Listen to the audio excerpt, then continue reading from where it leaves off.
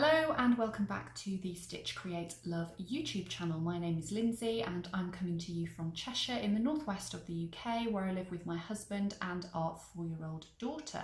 It is another sewing tutorial day today. I did mention in the last episode of my podcast that I was going to show you how to make some of these. These are reusable face cloths. You can make them in any size you like. You can make them in pretty much any shape you like, although I'll talk to you about why I've got mine this shape as we go through the tutorial. But you don't just have to restrict these to face cloths. You could use these as kitchen cloths, you could use it for cloths around the home. Somebody put a comment under the last podcast episode that I did and said that old cotton flannel is really good as a polishing cloth. So it's just a way to use up scraps of fabric and toweling, and to also encourage a little bit less waste, because we're all concerned about the effect that we are having on the environment these days, aren't we? If you do enjoy the tutorial, please give me a thumbs up and subscribe to the video. You can also let me know what you think in the comments below, and you can get hold of me on Instagram. I'm Stitch Create Love on Instagram, and I'll pop that on the screen somewhere as well for you. I will put timestamps underneath the video of all of the different sections.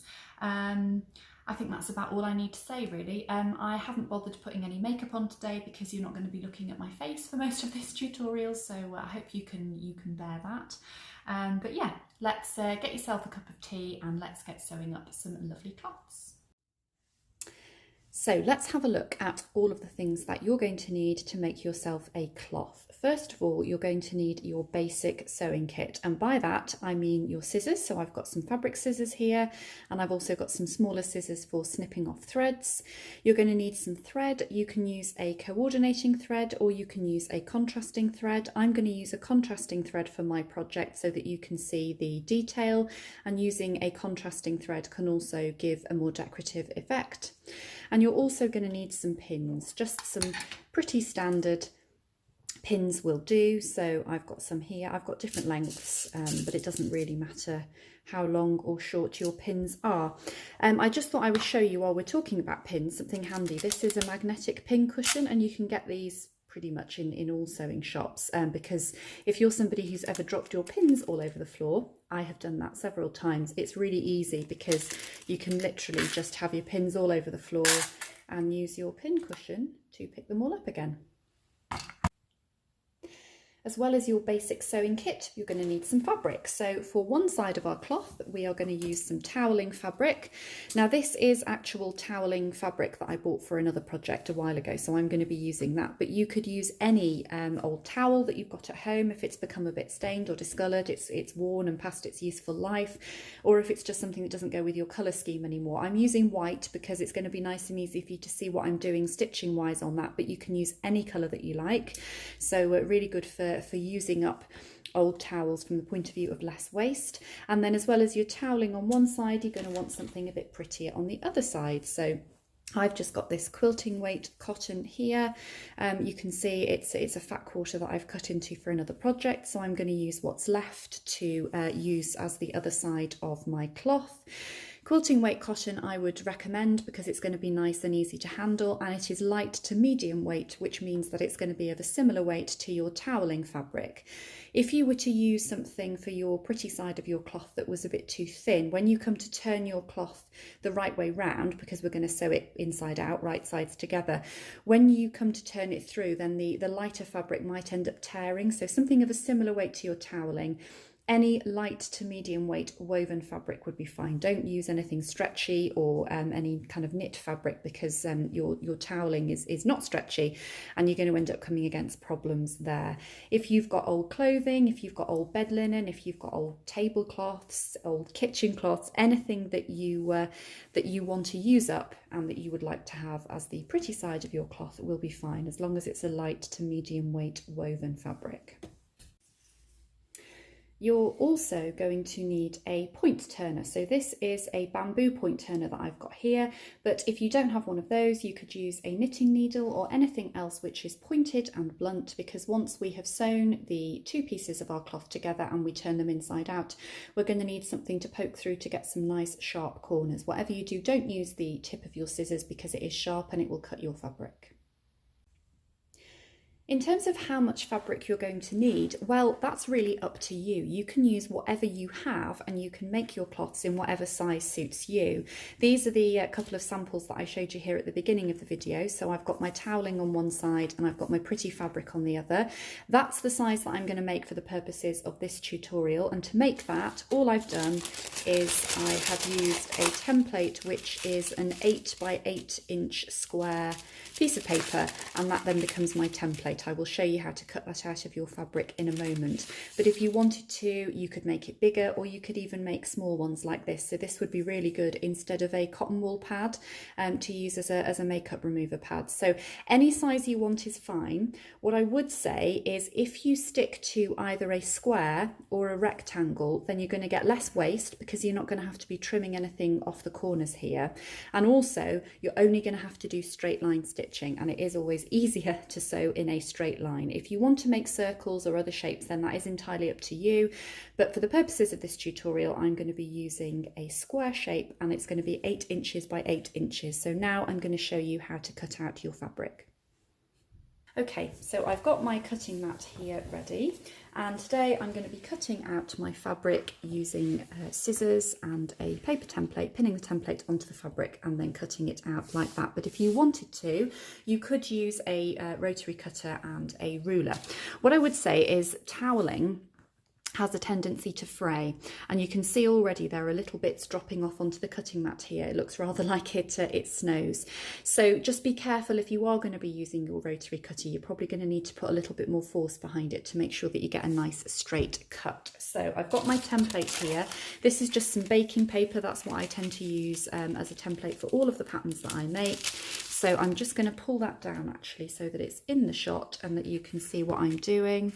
And all I'm going to do is I'm going to pop my template onto my fabric, and then I'm going to use my pin and I'm going to pin at each corner. So I'm going to pop a pin in there, and I'm just pushing it down until I hit the cutting mat, and then I'm using it as a little lever and using my finger just to guide it through. So there's one pin in there.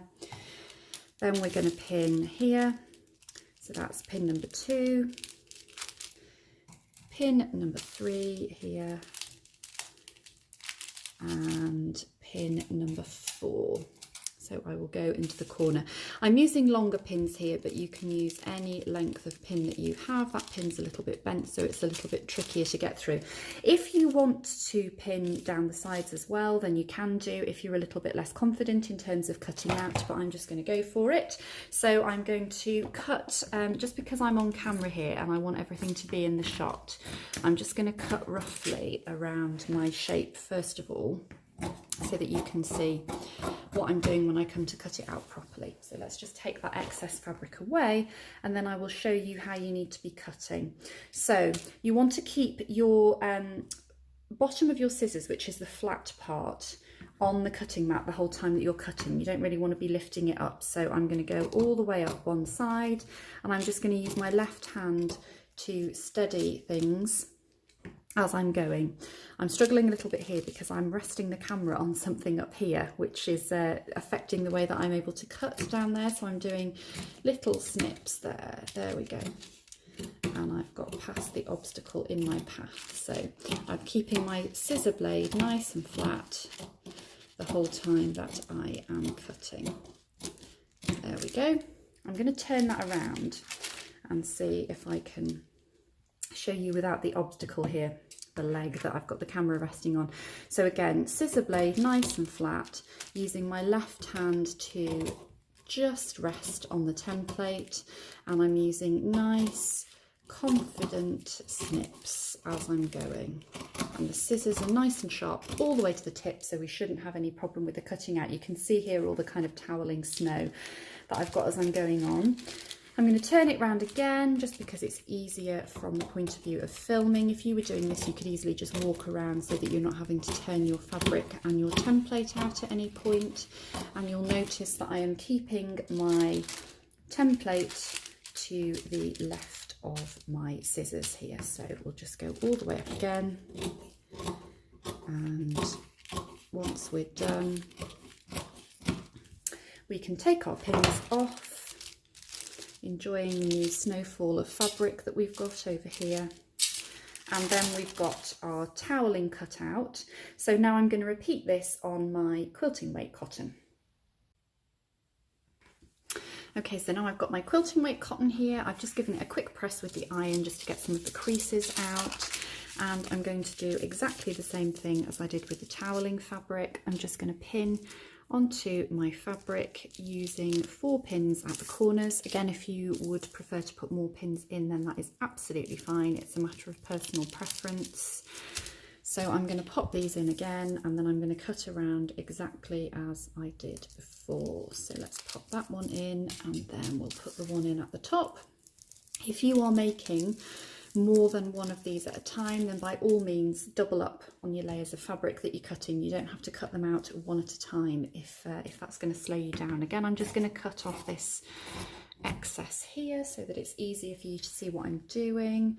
And then I will make sure you're in shot. And again, I'm just keeping my scissors nice and flat on the cutting board, not lifting them off at any time. And I'm going to steady it there with my left hand. You will notice that this is easier to cut than the toweling because the toweling is a little bit thicker. So this is much easier to cut. If you wanted to do this with your rotary cutter and your mat, it would be very, very easy to do. So I'll turn it round again. And we will carry on with our cutting. Hopefully you're able to see what I'm doing here. I've learned that it's very difficult actually to watch on the camera what I'm doing as I'm doing it. It's much easier to actually look at it and ignore what the camera is showing. So I'm hoping that you are getting a good view. Okay, and exactly the same as before, I'm just going to take out the pins. And there we have our fabric cut out nicely.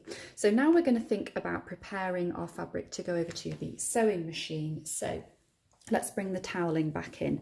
I've got my 2 squares here. I've got my toweling square and I've got my fabric square.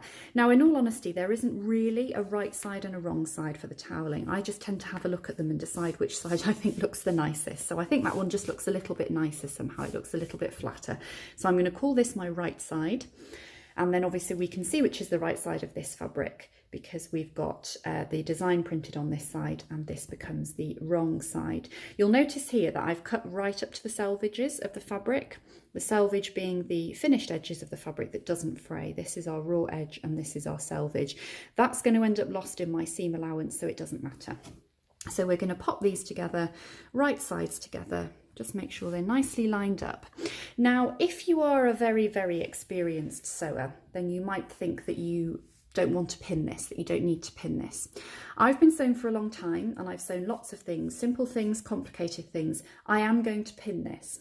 Because you've got a toweling weight fabric, which has all these kind of bumpy bits on it, it's textured. As you push the 2 layers of fabric, or as you guide the 2 layers of fabric through the machine, inevitably there will be some movement because you've got 2 very different fabrics here. So pinning for me just helps everything to stay as flat as possible. So even though I have sewn things in the past with straight seams and not bothered pinning, on this occasion I am going to pin, and I'm going to pin again as I did before into the 4 corners. It's handy to do this because the corners are where you're going to find most movement as you're sewing along. So I would pop your pins into your corners, and if you pin into your corners, they're never going to interrupt your stitching line as you're sewing along. So I'm going to take this over to the sewing machine now, and I will show you how to set it up and get ready to sew. Okay, we're over at the sewing machine. I've popped my extension table onto my machine just because it's easier for me to show you, because I'm going to be sewing with one hand and I need something to be able to sit nice and flat on here. So I've got my machine threaded up with the thread that I've decided to use, and I've got my coordinating bobbin thread down here as well. So everything is threaded up and ready to go. What we're going to do is we are basically going to sew all the way around the outside of our cloth, but we're going to leave a gap for turning. So I'm going to start about here and then I'm going to finish about here, so I've got a nice gap to turn it through. So to line it up under the machine, we are going to line up the raw edge of our fabric with the very edge of our presser foot there. If I just put you in a little bit closer, you can see it is lined up with the very edge of our presser foot there, so we can get hold of our presser foot lever and pop that down. In fact, I'm not happy with that. I think I'm going to move it along a little bit more so that I'm going to have a bigger gap for turning. So let's pop that down. Okay, because this is a computerized machine, if I start with the needle down, when I finish, the needle will finish down, and that's what I want, because we're going to sew all the way down to the corner here, and then we're going to pivot with the sewing machine, and I'm going to show you how to do that. So I want to pop my needle down by pressing the needle down button to start with. If you have a mechanical machine, your machine will not automatically stop with the needle up or down, regardless of where it starts sewing, and I'll tell you how to do that once we get to the corner. So to start with, what I want to do is I want to go forwards a few stitches, backwards a few stitches, and then come forwards again all the way to the corner. The reason I'm doing my back stitching is to secure my stitches so that when I come to turn my cloth the right side out, the stitching is not going to come undone. I'm going to turn the speed on my machine right down so that you can keep track of what I'm doing, and then I'm going to find my foot pedal and I'm going to start sewing. So this is my back stitch button here. If you have a mechanical machine, then you'll probably have a lever somewhere here that you pull down to do your back stitching. So off we go. So I'm going to go forwards a few stitches and then backwards a few stitches, and then I'm going to start sewing all the way to the corner. The other thing that I should have explained to you when we were over pinning together is the reason that I've got my cotton fabric on the top and my toweling fabric on the bottom is because it's just easier and smoother for the presser foot to glide over the cotton fabric if we have that on the top. So that's the way that you need to have it under the machine. So I'm going to carry on sewing now until I'm roughly 1 centimetre or 3/8 of an inch away from the corner, because that is what my seam allowance is here. That's the distance between my needle and the raw edge of my fabric. So let's carry on sewing. And I'm just going nice and slowly so that you can see what I'm doing and so that you can also hear what I'm telling you. As I come down towards that pin, I'm going to move it out of the way. So I shall stop there and I'm going to take my pin out, and then I'm going to carry on sewing again. I'm swapping hands with the camera there. Apologies if there's any wobbling. So we're going to keep going until I think I'm about 1 centimetre away from the edge. I think that's right there. Now you'll see my needle has stopped down. If you have a mechanical machine and your needle has not stopped down in your fabric, all you'll need to do is go to your hand wheel over here and turn it towards you until the needle is down in the fabric. Once the needle is down in the fabric, lift your presser foot lever up and you can then pivot your fabric and check that it still lines up with the edge of your presser foot here, which mine does, and then you can just carry on sewing. So I'm going to do exactly the same when I get to the next corner. So I'm going to turn the speed up on my machine a little bit so we go a little bit quicker for you. And if I stop here, you can see this is what I was talking about happening. The toweling has moved over slightly. So what I'm going to do is I'm just going to make sure that I keep the raw edge of my cotton fabric in line with the edge of my presser foot. So we shall carry on.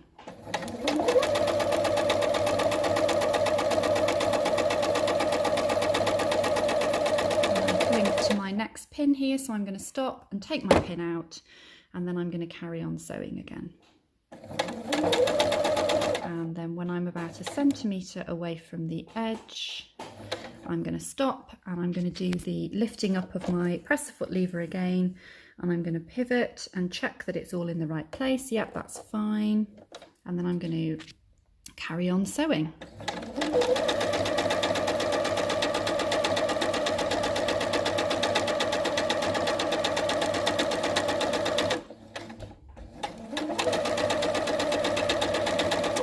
Going to stop again to take my pin out and get to the end 1 centimetre away or 3/8 of an inch again,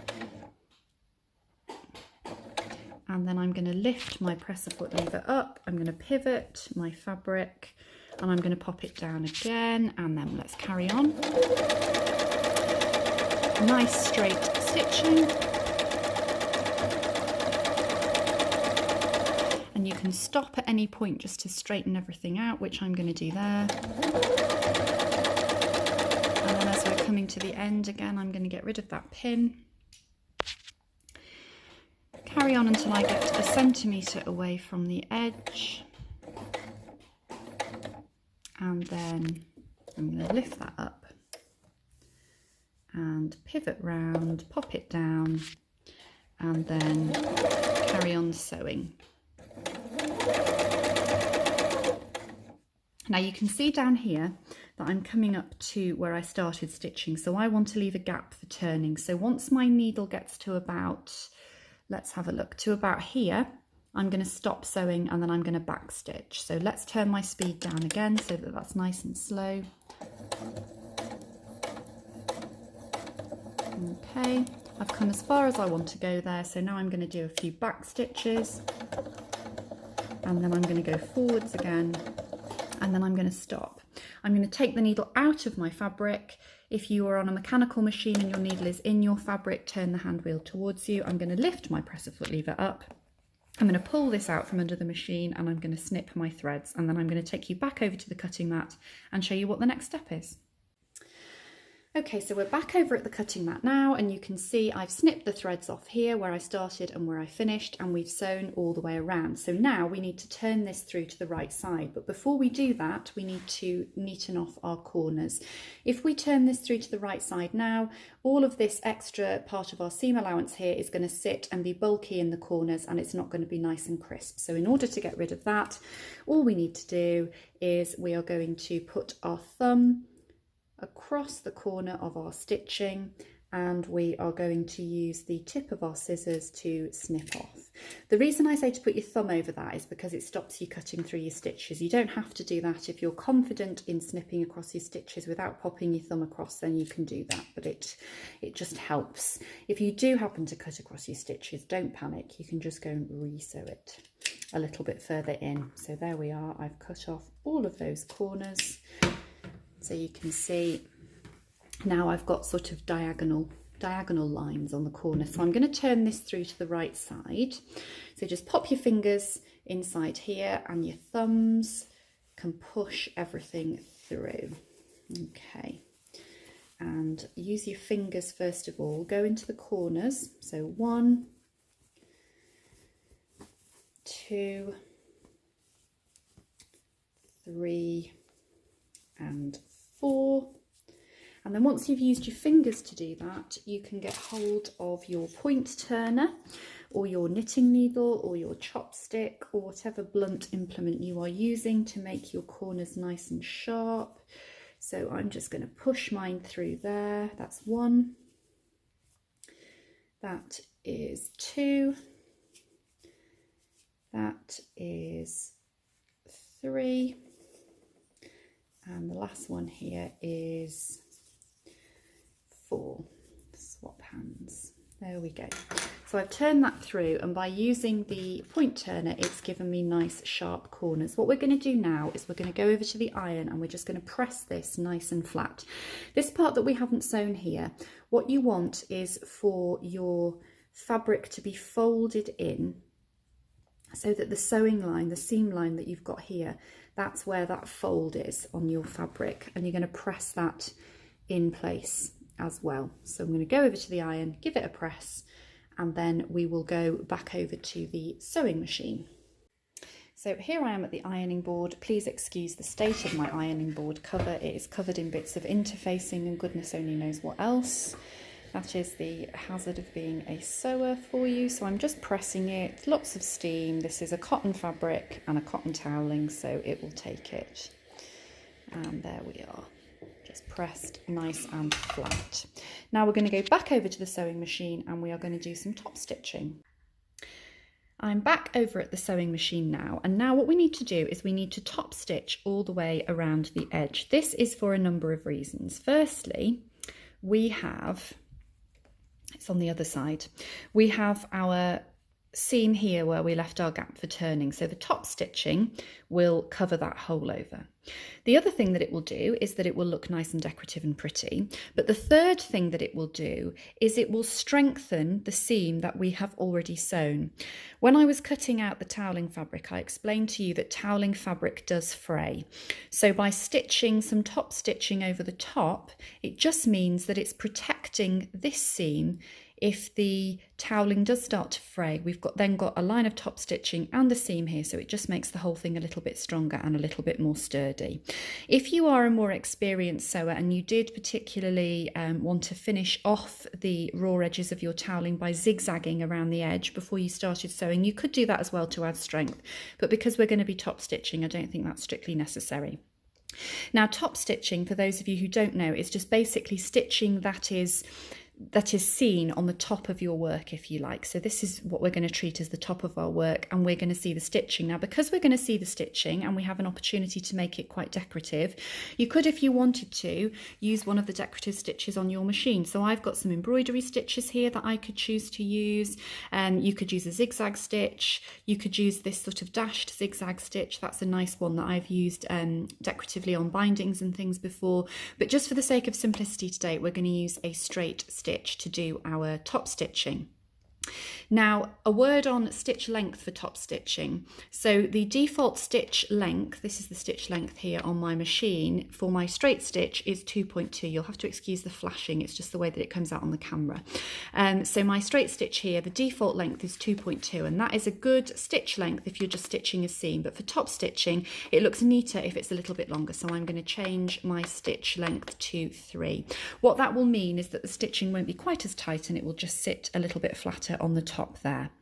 In order to do my top stitching, I need to make sure that I am stitching further towards the edge of my cloth than where my original seam was sewn, and I can feel that on here. So what I'm going to do now is I'm going to take my presser foot off the machine to show you this.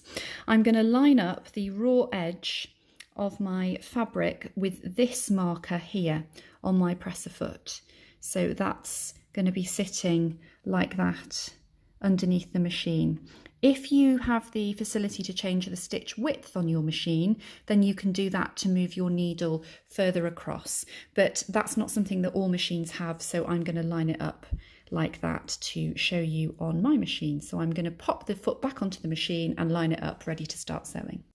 So we are all lined up and ready to sew now, and no, you're not upside down, it's the fabric that is, because I want to start stitching just before this open part of the seam here that I sewed around before, to make sure that it sits nice and flat. So I've lined up the raw edge of my fabric with that marker on the presser foot that I showed you. I've got my needle down in my fabric because we're going to want to be doing the same thing when we come to the corner here. We want to try and make sure that the distance between our needle and the edge of our fabric is the same here as it is when we come down here. So let's start sewing and you will see exactly what it is that I mean. So I'm just going to swap hands for a minute and we are going to get sewing.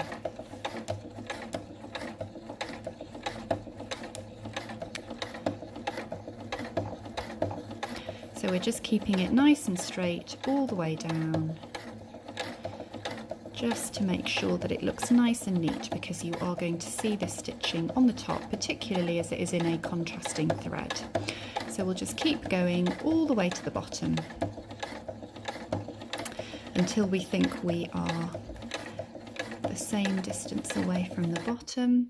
I'm just going to pop my needle down because I think that's where I need to be. So you can see there, and then I'm going to do exactly the same thing as we did before. I'm going to lift up my presser foot lever, I'm going to pivot my fabric, and I'm going to check that it is in the right position, and then I'm going to pop the lever back down again. Now, as you are going to start sewing again, you might find that it's a little bit tricky for you to get your fabric through the machine, so you might need to give it a little bit of a push. That is easier with two hands. The reason for that is because in these corners now you have got still a little bit of bulk, even though we had cut the corners off. So let's see how we go on. We might need to give it a little bit of a push, we'll see. Now, that seemed to be okay. But if you do need to give it a little bit of a push through, then you can do that with two hands. So let's carry on. I'm going to speed up a little bit with my speed control here, just so we're getting a bit quicker.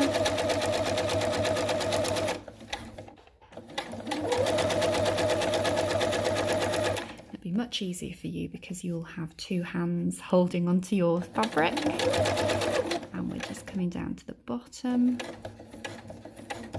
And there we go. So I'm going to lift up my lever again. I'm going to pivot round and I'm going to just give it a bit of a push through there to get it on its way.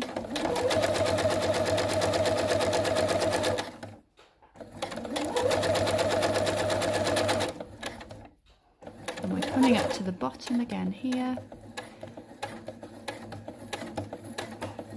Okay, lift up, and then we'll pop that down again, and off we go.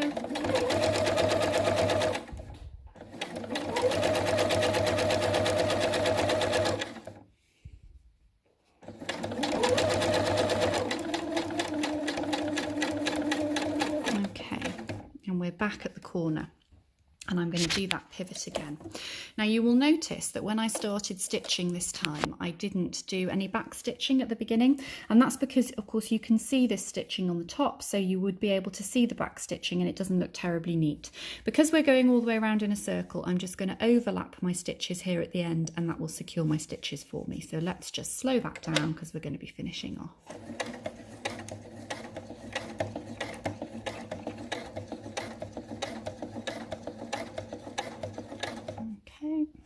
More stitches, and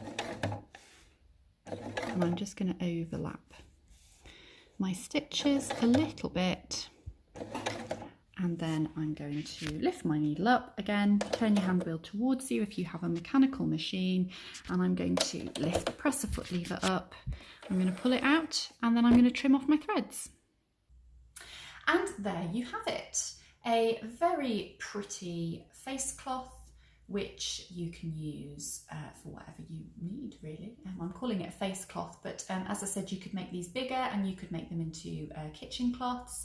You could make them smaller, as I've done with this one here, and it could be like in place of a cotton pad for removing your makeup. You could, if you wanted to, make a really, really big one and have maybe a little bit of wadding in the middle as well, and it could be a changing mat for a baby. You could also use these as baby wipes if you wanted to, in place of the wipes that you get in packets. It's just a really nice eco-friendly way to be cleaning up, whether it's yourself or your home or someone else.